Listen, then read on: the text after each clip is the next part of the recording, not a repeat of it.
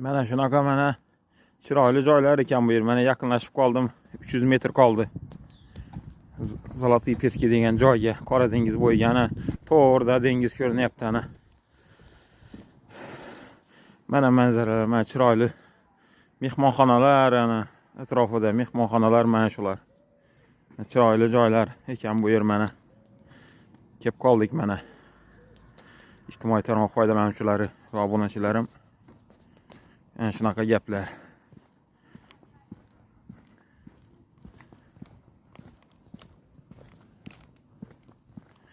To'g'rida ko'rinyapti Qora dengiz ana. Mehmonxonami deyman-da mana shu mana. Qora dengizning tagiga qurilgan.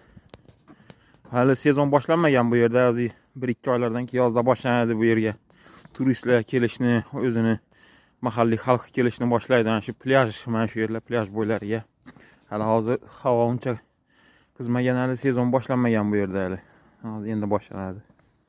Shunaqa gaplar.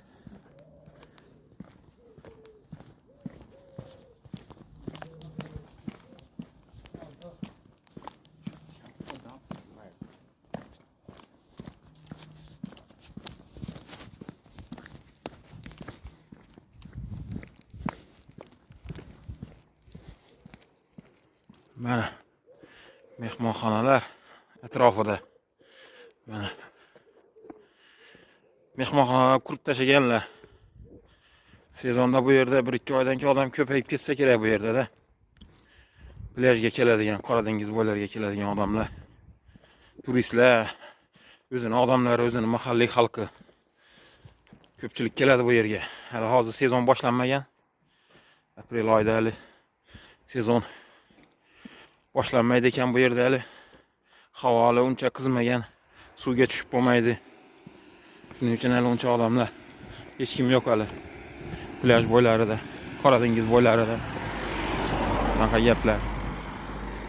Mana shunaqa chiroyli joylar mana. Shunaqa.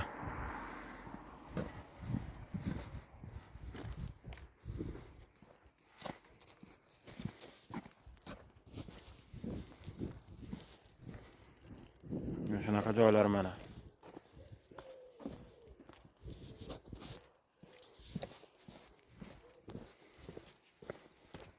Bu ana to'g'rida ko'rinyapti ana. Kelib qoldim.